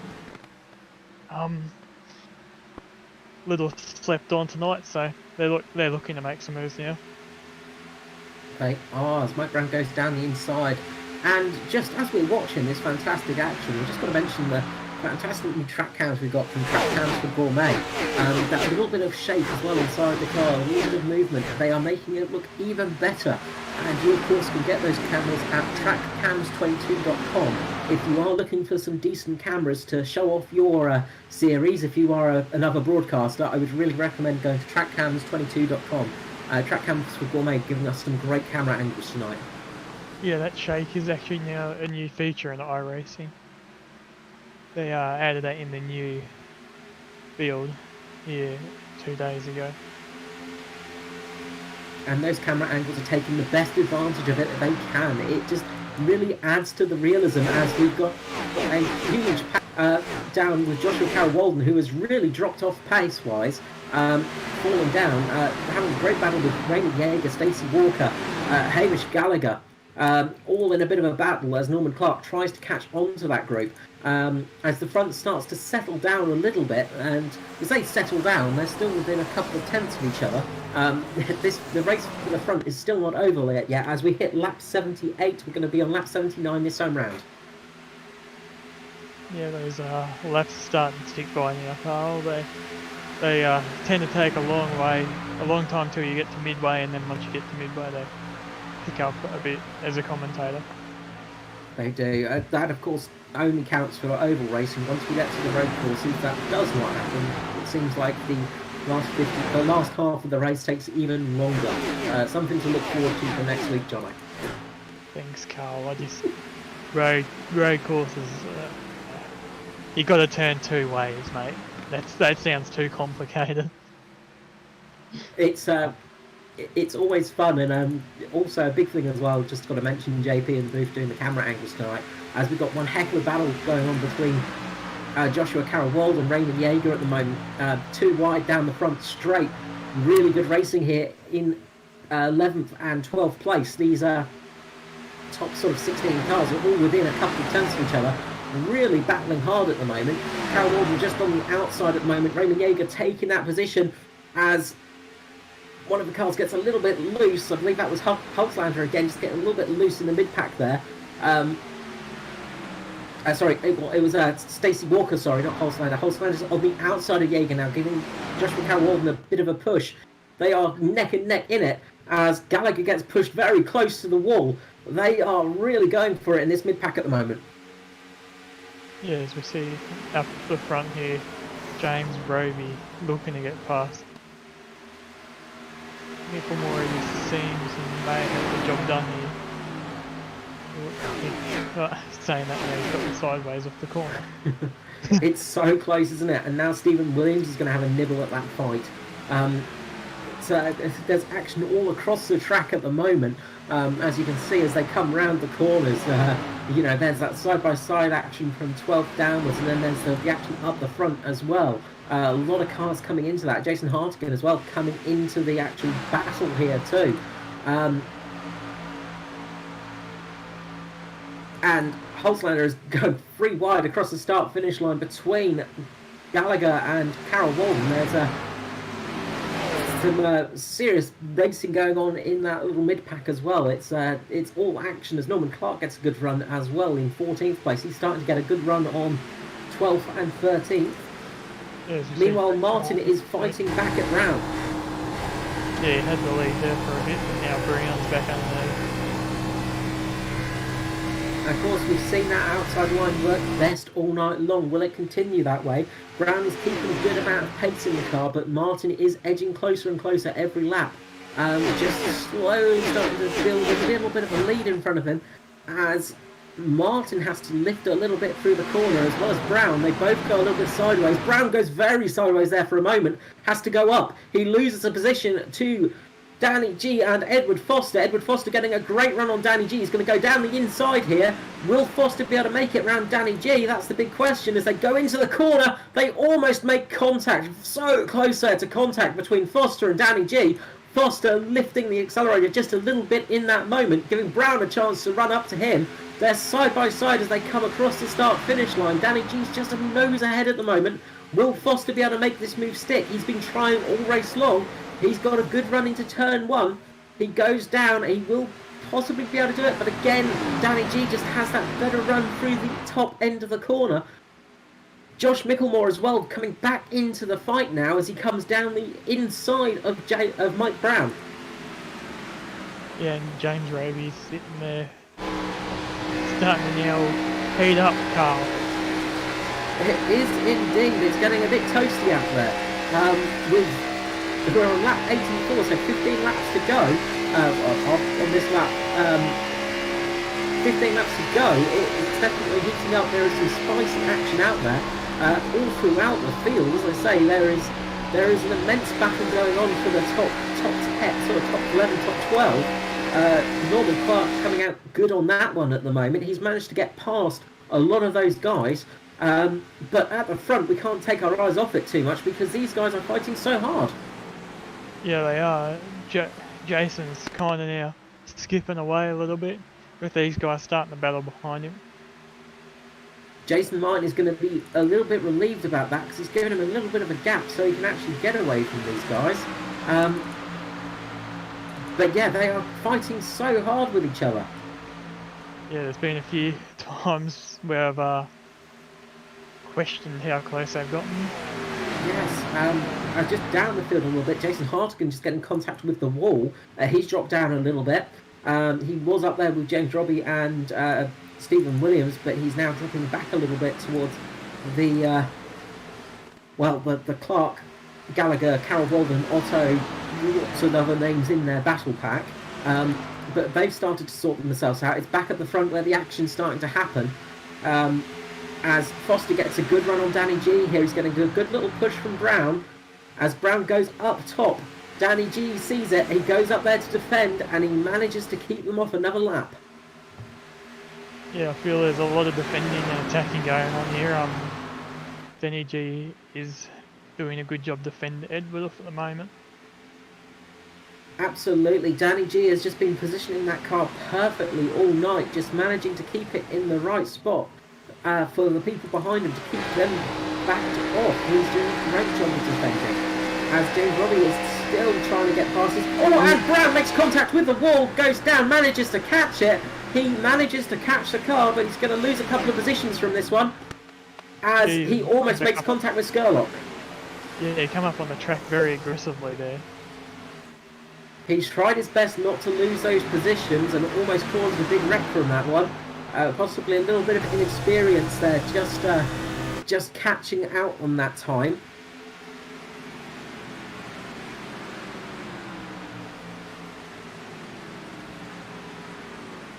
But managed to get away with it. Skurlock managed to just about miss that incident as it was going to happen, as we're 12 laps to go and the battle at the front is still very much on. Martin has got a decent lead from his teammate of Danny G. Foster is all over the back of Danny G like a rash. Micklemore and Skurlock are battling. Brown is trying his best to get back into the action as he's got James Robbie and Stephen Williams behind him. Jason Hartigan is managing to recover a little bit with Riley Curtis sitting in ninth. A brilliant drive for Riley Curtis, who's managed to get 23 positions in this race.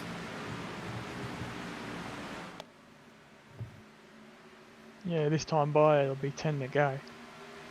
Almost to the end of this one. It's definitely gone quicker towards the end of this race as things have definitely heated up.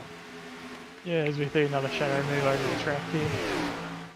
And that's only going to make the drivers happier as the track temperature drops a little bit. It's going to be a little bit easier on the tyres, of course.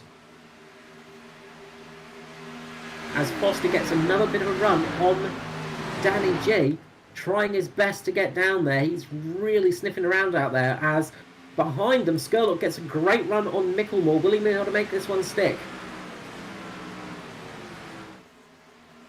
Skurlock goes down the inside. He's got some power. It looks like he might have a slight tyre advantage as well. He's got a better drive off the corner. It looks like they're side by side as they come across the start-finish line.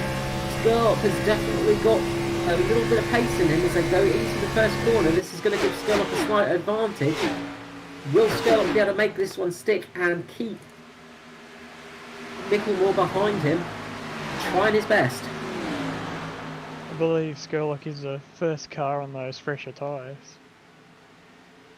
Skurlock pitted the same time as everybody else. So the first car on fresher tyres is actually Mike Brown. Mike Brown, James Roby. Well, I stand to be corrected. Riley Curtis, all those guys that came in for that final stop have managed to make positions back. From Raymond Yeager to Mike Brown, those all stopped on that final portion that we had, and they made those positions up quite well. So it looks like that was a good call in the mid-pack because they definitely made their positions back in this race. Would have been interesting to see some of the leaders do it, but of course track position is king sometimes. Yeah, this track, as we've seen, is very cool at one line. It's very hard to get around people by the looks of it here tonight. It can be so easy to make a mistake out here, although you can run too wide. Once the tyres start dropping off, it is very difficult to make that second line stick. you can get a bit of a high line and a low line going, but it does get harder as those tyres fall off, and it does get very tricky out here, especially in these cup cars. They've got quite a bit of downforce, which is good in a way because it sticks the car to the track, but of course it also makes those tyres fall off a little bit quicker. Just looking down the pack a little bit, we've got Stephen Williams managed to get ahead of James Roby and Mike Brown at the moment. Williams doing a fantastic job of getting up the field, up into 6th place now. Riley Curtis is now catching Mike Brown as well, started 32nd in 9th place at the moment. Jason Hartigan, after that contact with the wall, is in 10th. He's managed to keep the car in it and keep the car rolling, so good job for him. And now Danny G is starting to catch up to Jason Martin as we've got 5 laps to go this time round.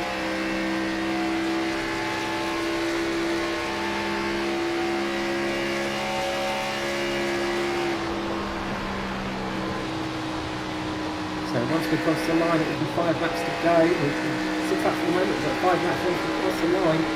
Martin has still got that lead. Foster's still sitting there behind Danny G. They are battling very hard at the moment.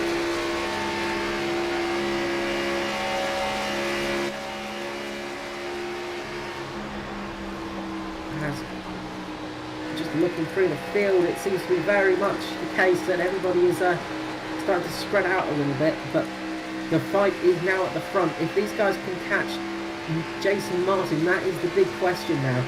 Will they catch Martin? He's got that little bit of a lead. He's got a quarter of a second lead almost over the other guys, and he's going to want to try and keep that the best he can. Foster is still sitting there in 3rd, and of course he's going to want to try and get up there to get that first win of his season. Danny G, of course, is the current leader of the championship as well, so he's going to want to try and keep ahead of Foster, keep those points higher up. So we're looking for a great battle here as we've got 4 laps to go. Yeah, and is Micklemore out of contention but doing a 1-2-3 for Mitch Motorsport at this point? We'll have to see. Barring any altercations, I would say yes, but we have seen some cars get some good runs this evening, and Micklemore isn't out of contention yet. He's still relatively close. If he gets a good draft, he could start climbing up there. Yeah, if he can get good runs, it looks like he's actually starting to possibly get one at the moment. But it might be too little too late.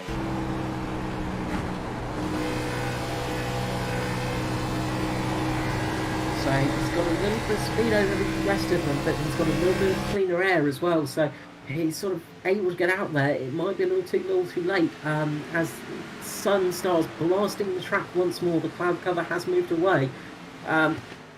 Will we see Foster be able to make a lunge, get up to 2nd place?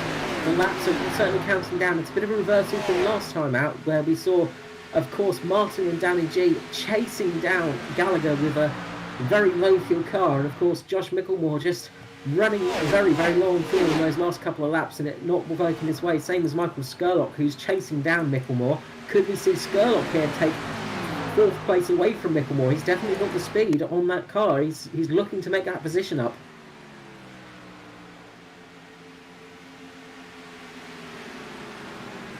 And you can see Skurlock and Micklemore are starting to catch these guys as they get a little bit of push, as they start to fall into the slipstream of Foster and Danny G as well.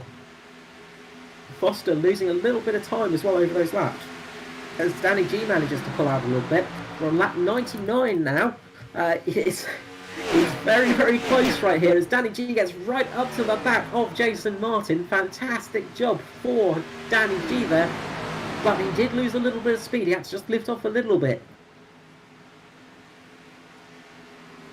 As we're coming up very quickly to the close of this race, Danny G is definitely getting a run on Jason Martin at the moment. Foster needs to get up there a little bit. He needs to climb up there for that white flag lap.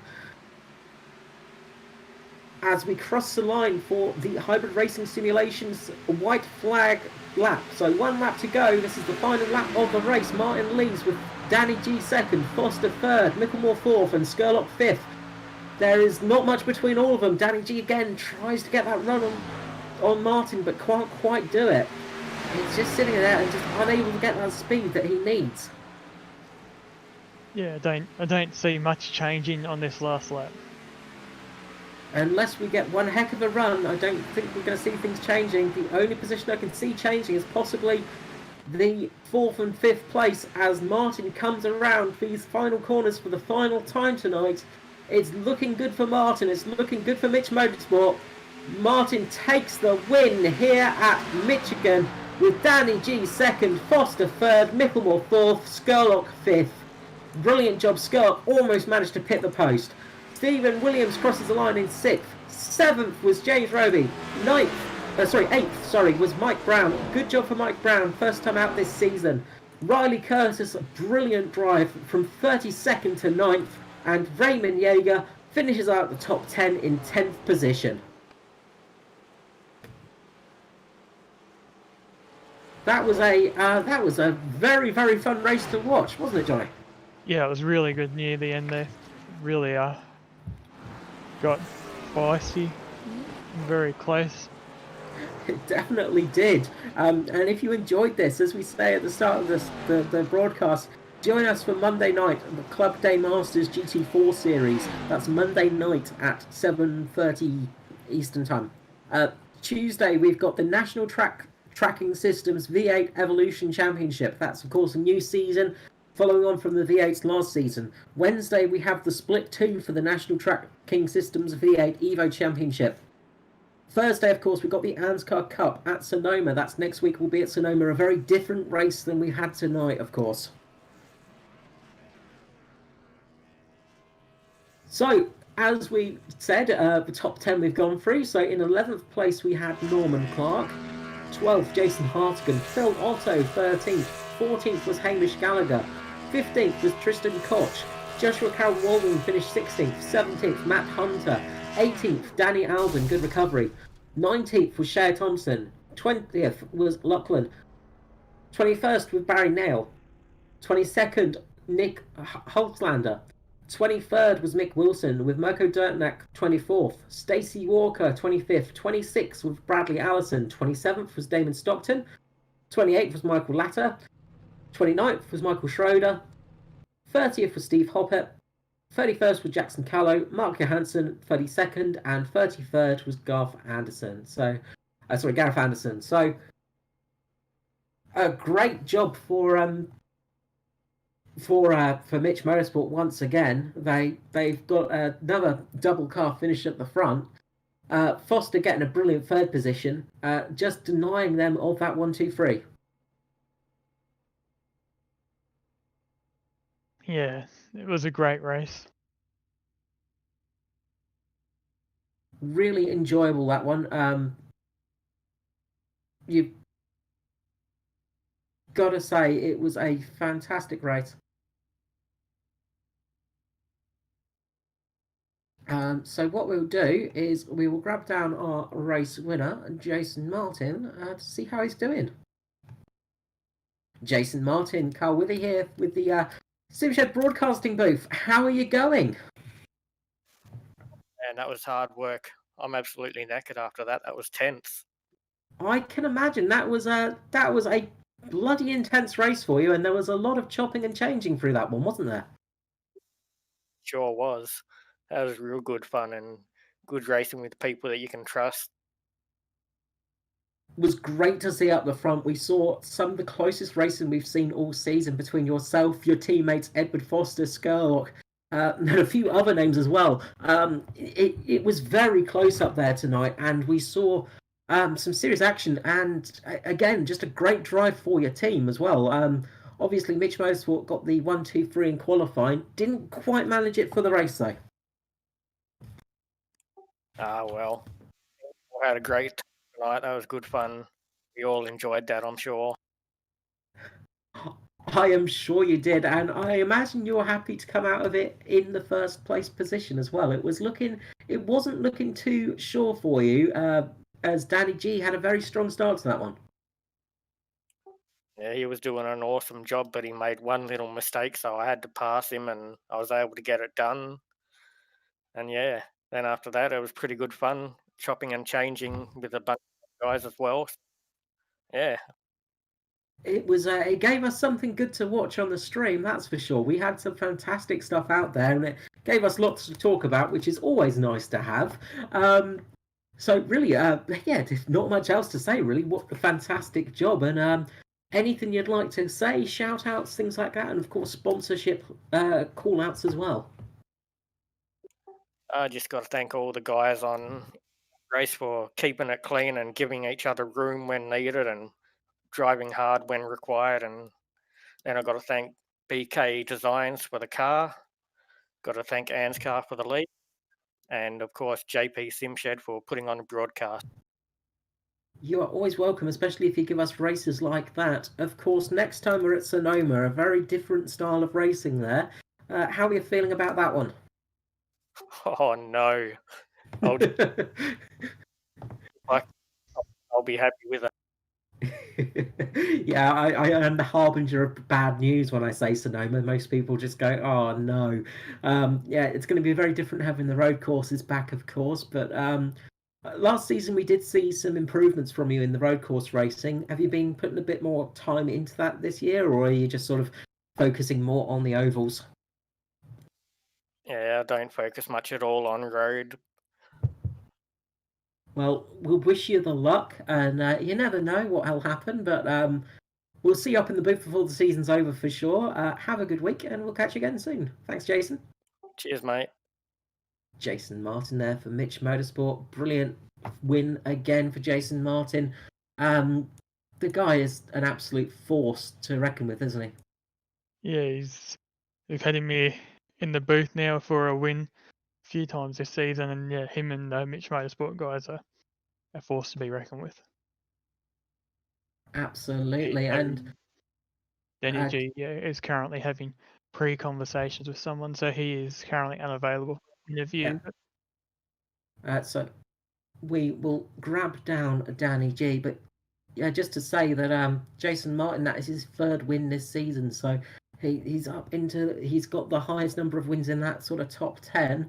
But joining us is championship leader Danny G for Mitch Motorsport. Danny G, congratulations on another fantastic second place. Yeah, thanks guys. That was a good race.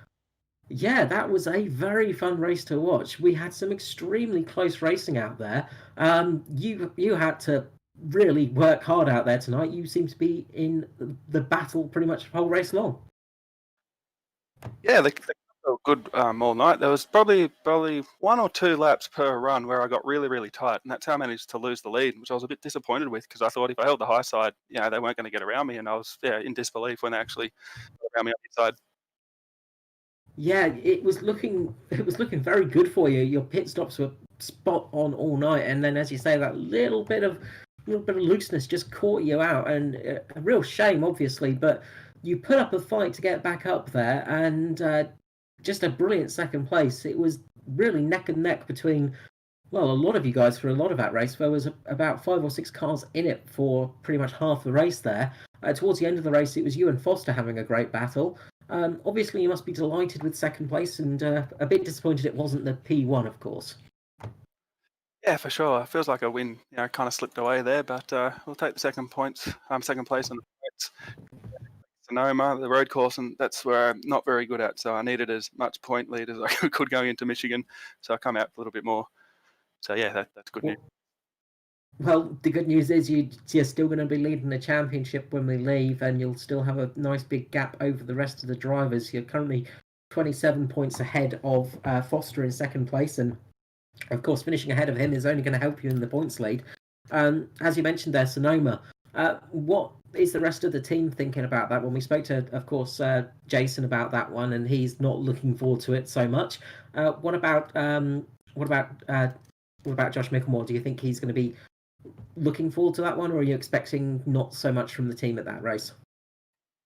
I'm not too sure. I mean, I know Josh runs decent there, a lot better than me, Josh and Jay, so I'm hopefully kind of expecting them to get a top 10, but if I end up in the top 15, I'll be ecstatic about it.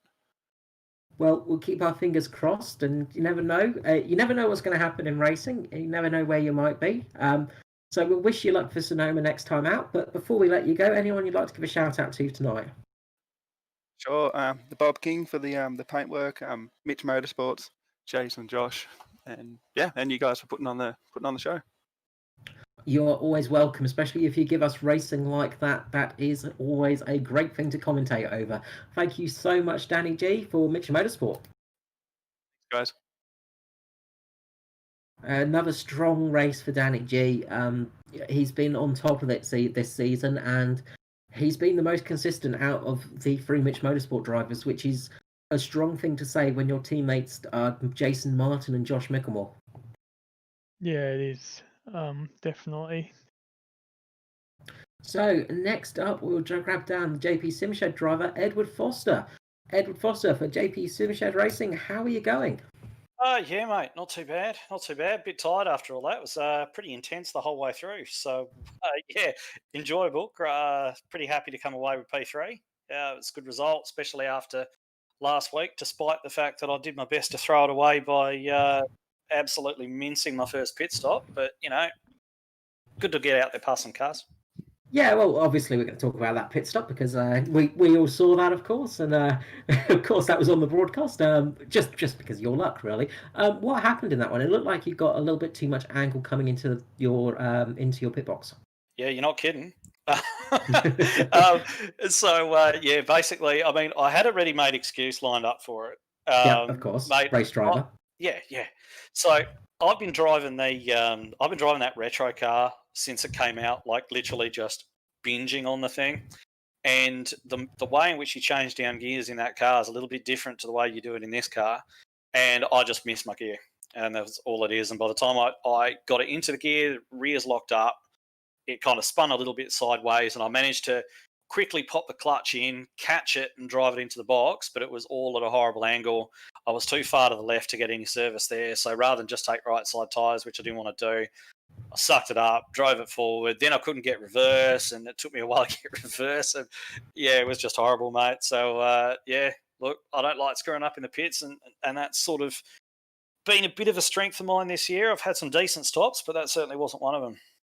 All right, the second stop did go a lot better, of course. You made up a fair few positions in that one, so I think you redeemed yourself in that somewhat. Yeah, the second stop was really good. I couldn't actually believe it. I came in, I think I worked my way back up to about sixth or something like that, and came out in, I don't know, second, third, something like that. It was really good. So yeah, win some, lose some, I suppose. Well, that is it. It's always the case, and as you were saying, the retro cars are out, and they have been some fantastic fun, of course. And just got to mention, of course, beating you in the retro car fun race we had last night. It's very easy, Carl, to actually beat somebody who's not in the race when their internet disconnects. It's quite easy to make up laps on a person during that circumstance. So that's right, mate. You've got that go-kart race you should have won.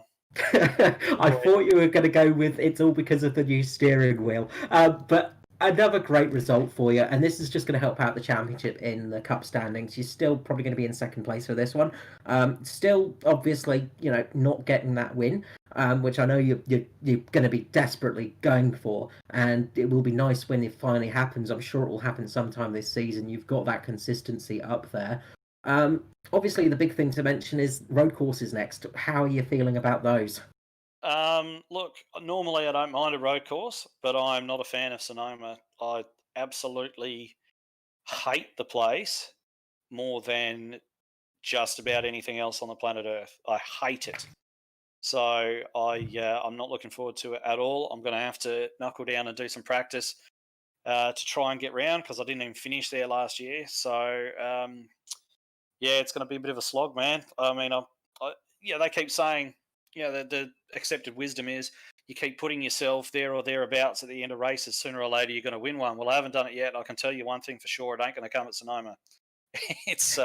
We're likely to struggle there. So if I can come away with sort of a top half of the field, I guess you'd probably expect to see a few road course specialists show up for that one as well. So yeah, who knows, mate? But yeah, if I can come away with some points, I'll be happy. Look, wish you all the best for next time out at Sonoma. Hopefully you can get sort of to the top end of the field and just get some more points for the championship. Before I let you go, if you'd like anyone to shout out for tonight, Mr. Foster. Yeah, definitely. I mean, I remember the last PDC I won, it was actually JP's birthday, and I was able to give him a shout out. Well, here I am being interviewed today on my birthday, so I'm going to give a shout out to me. But yeah, apart from that, it's all the usual people who get it done. So Goodyear Auto Care Warana. We've actually just got NTS on board as well, Nationwide Tracking Systems on board. So you would have seen those on Lockett. There on Lockie's car tonight, so looking great. Also, we've got the Dragon RC guys as well, which have just come on board. So it's exciting times at JPSS. Of course, the usual guys, Abruzzi and Track Racer, and everyone else who gets it done for us. And of course, my teammates as well, who had a bit of a rough night tonight. Just about all of them managed to find some sort of issue or another, but it was just the nature of the racing tonight. You had to have a little bit of luck on your side. It didn't fall their way, but they're working hard, and it's a great group. And we'll just keep pushing on, man. That win's going to come. I'm sure it will. Thank you so much, and I'm sure we'll see you in the booth again before the season's out. Edward Foster there for JP Simshed Racing. Thanks, boys. See you later. Another great result there. Again, you've got to say Mitch Motorsport just absolutely, up the top of the field. But Skurlock Foster again sitting up high. That's going to help out with our championship. Of course, Skurlock, we didn't mention there, but again, he had a very good finish. It was very much one of those situations where it was sort of a race to lose for those guys.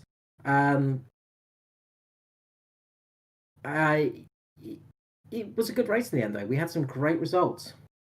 Yeah, we definitely had an exciting race at the end there. We did, and there was some great racing out there tonight.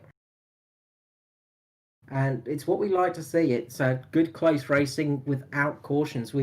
Sometimes you get a bit of a wreck fest here, and we did not have that tonight. We had a very, very good race out there tonight with very few incidents. And the incidents that did happen were just simple sort of little mistakes here and there, not anything major sort of, you could go, oh yeah, that was a complete dumb move. It was very well driven, very level-headedness out there, and what we love to see, and it's going to be very different at Sonoma, isn't it? Yeah, it is. It's going to be interesting to see how the drivers actually cope with Sonoma, because it's not as you've heard from all of our drivers here tonight, it's not a fun circuit, and drivers that haven't driven too much road before tend to think they can sneak up the inside when it's not. They end up piling through the corner a bit too fast. Yeah, the best way I can describe Sonoma, if you've never seen it or never raced there, it's a bit like a cross between Monaco and Laguna Seca. It's got all the hills of Laguna Seca and all the close walls of Monaco. It is not an easy track to drive, and it's a very, very loose track as well. So we'll end the broadcast here, and we will see you all again next time out at Sonoma. Thank you so much for watching. Bye-bye.